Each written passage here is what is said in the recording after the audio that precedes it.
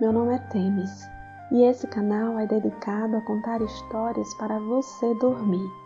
A história de hoje é As Mulheres com Chifres. Esse é um conto celta. Se inscreva no canal, deixe o like e compartilhe com os amigos, pois eu vou contar muitas outras histórias para você. As Mulheres com Chifres.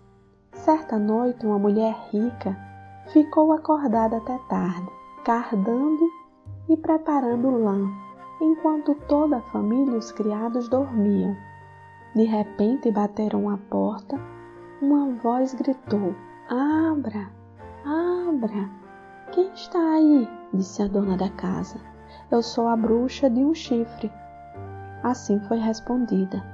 A patroa, supondo que um dos seus vizinhos tivesse chamado e pedido ajuda, abriu a porta e uma mulher entrou, trazendo na mão um par de cardadores de lã e um chifre na testa, como se crescesse ali. Ela se sentou perto do fogo em silêncio e começou a cardar a lã com uma pressa violenta. De repente, ela fez uma pausa e disse em voz alta: "Onde estão as mulheres? Elas demoram muito." Então uma segunda batida veio à porta e uma voz gritou como antes: "Abra, abra!" A patroa sentiu-se obrigada a levantar-se e abrir ao chamado. Imediatamente entrou uma segunda bruxa, com 2 chifres na testa e na mão uma roda de fiar. "Dê-me o lugar", disse ela. "Eu sou a bruxa dos 2 chifres."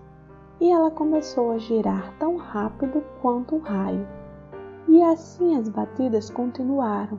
O chamado foi ouvido e as bruxas entravam, até que finalmente 12 mulheres sentaram-se ao redor do fogo, a primeira com um chifre e a última com 12 chifres. E elas cardavam o fio, giravam suas rodas de fiar, rolavam e terciam, todas cantando juntas uma antiga rima. Mas nenhuma palavra elas falavam com a dona da casa. Estranhas de ouvir e assustadoras de se ver eram essas 12 mulheres, com seus chifres e suas rodas. E a patroa sentiu-se à beira da morte e tentou se levantar para pedir ajuda, mas não conseguiu se mover, nem proferiu uma palavra. Ou gritou, pois o feitiço das bruxas estava sobre ela. Então uma delas a chamou em irlandês e disse: "Levante-se, mulher, faça um bolo para nós." Então a patroa procurou uma vasilha para tirar a água do poço, para misturar a farinha e fazer o bolo, mas não encontrou. E elas disseram a ela: "Pegue uma peneira e coloque água nela." E ela pegou a peneira e foi até o poço, mas a água jorrou dela, e ela não conseguiu pegar nada para o bolo. E ela se sentou perto do poço e chorou.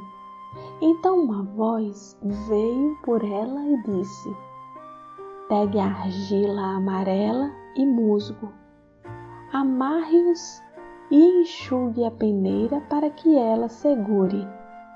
Ela fez isso, e a peneira reteve a água para o bolo. E a voz disse novamente: "Volte e quando chegar ao ângulo norte da casa, grite 3 vezes e diga: 'A montanha das mulheres fenicianas e o céu sobre elas estão em chamas.'" E ela fez isso.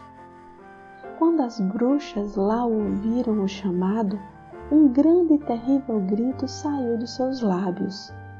E elas correram com lamentos e gritos selvagens e fugiram para Slievenamon, onde era sua morada principal. Mas o espírito do poço ordenou à dona da casa que entrasse e preparasse sua casa contra os encantamentos da bruxa caso elas voltassem.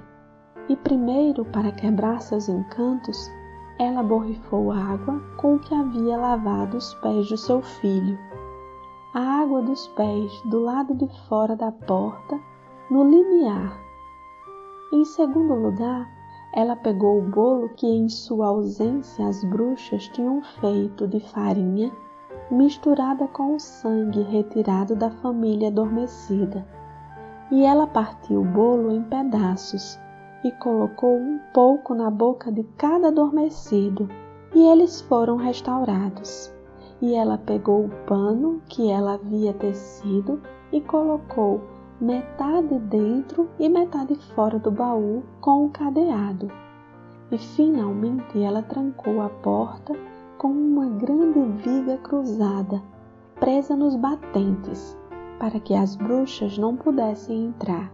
E depois de fazer essas coisas, ela esperou. Não demorou muito para que as bruxas voltassem, e elas se enfureceram e pediram vingança. Abra, abra, elas gritavam. Aberto, pés d'água. Não posso, disse o pé d'água. Estou espalhado no chão e meu caminho é até o longue. Aberto, aberto, madeira e árvores e vigas, elas gritavam para a porta. Não posso, disse a porta, pois a viga está fixada nas ombreiras e não tenho poder para me mover. Abra, abra, bolo que fizemos e misturamos com sangue. Elas choraram de novo. Não posso, disse o bolo, pois estou quebrado e machucado e meu sangue está nos lábios das crianças adormecidas. Então as bruxas correram pelo ar com grandes gritos e fugiram de volta para o Silvernamoon, proferindo estranhas maldições sobre o espírito do poço, que desejava a sua ruína. Mas a mulher e a casa ficaram em paz, e um manto deixado cair por uma das bruxas em sua fuga foi mantido pendurado pela patroa em memória daquela noite.